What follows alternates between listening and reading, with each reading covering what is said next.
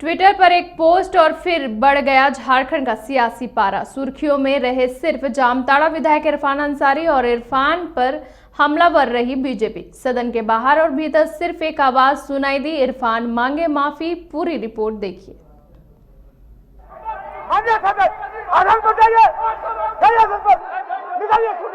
जब जो मामले थे, मैंने किसी समाज को तो नहीं कहा, मैंने बाबूलाल जी को कहा कि इतना एक शरीफ आदमी भाजपा के ऑफिस में जाता है और वहां से लौटता है तो सातिर कैसे हो जाता है। बड़बोलापन, बयानवीर, विवादों से खासा नाता, ये सब सियासी पूंजी है जामताड़ा विधायक इरफान अंसारी की। अपनी सियासी पूंजी ये तब और बढ़ा लेते हैं जब सामने बीजेपी होती है। सामने इस बार भी बीजेपी ही है, लेकिन आदिवासी चेहरे के रूप में। तिलक पर सियासी जंग बाबूलाल और इरफान अंसारी के बीच है, लेकिन इस सियासी जंग में सदन के बाहर और अंदर संग्राम छिड़ा हुआ है। सदन के बाहर और भीतर सुर्खियों में रहे इरफान अंसारी। बीजेपी ने बस एक आवाज लगाई, इरफान मांगे माफी, माफी, माफी।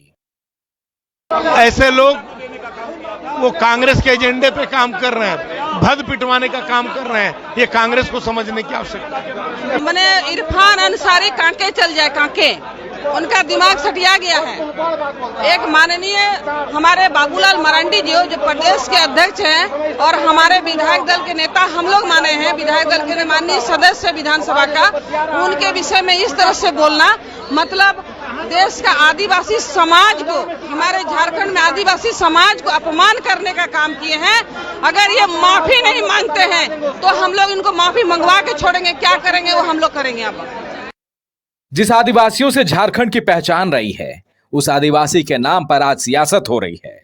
माथे से तिलक पोंछने का यह सियासी मुद्दा सदन में तकरार बढ़ाता गया। सदन में गुंज सिर्फ इरफान अंसारी को लेकर होता रहा और नौबत ये आ गई कि आसन को न सिर्फ समझाना पड़ा, बल्कि सदस्यों को संसदीय भाषा की मर्यादा भी बताई गई। स्पीकर कहते रह गए, हुई होगी गलती इरफान से, लेकिन सदन में बीजेपी के इस तेवर को आसन बर्दाश्त नहीं करेगा।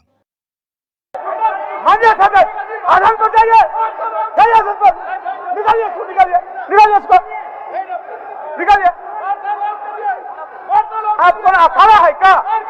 अखाड़ा है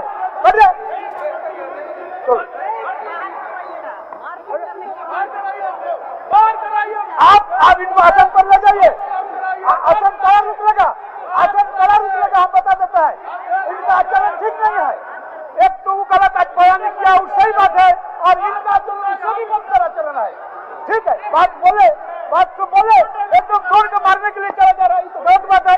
करिए करिए आसन को, करिए आसन को, बैठाइए उनको, बैठाइए उनको, बैठाइए उनको, बैठाइए आसन पर, बैठाइए उनको आसन पर, बैठाइए बैठाइए बैठाइए उनको आसन पर, बैठाइए। अभी भी हाथ उठा के बात कर रहा है, अभी भी हाथ उठा के बात कर रहा है। तिलक, ट्वीट और सियासी हमले का कारवां बढ़ता गया। बाबूलाल के एक ट्वीट पर इरफान भड़क गए थे। ट्वीट कर ही तिलक पोंछने पर जवाब दिया। जवाब भी ऐसा दिया कि सियासी बवाल मच गया। बीजेपी सदन के बाहर पोस्टर लगाकर बयानवीर इरफान पर कार्रवाई की मांग करती रही, क्योंकि बयान भी बाबूलाल पर था, आदिवासी समाज पर था, आदिवासियों के समुचित विकास से जुड़ा था। लेकिन सदन के बाहर बीजेपी पर कानूनी कार्रवाई की धमकी देने वाले इरफान अंसारी अपने बयान पर सदन के भीतर खेद प्रकट करते दिखे। डिबेट हो रहा था सर, तो जो बातें मैंने कहा सर, मैं आदिवासी समाज का मैं सबसे बड़ा हितैषी हूं सर। मैं आदिवासी समाज को कुछ नहीं कहा था सर, फिर भी सर जो बातें सामने आई आपने स्पष्ट करा दिया।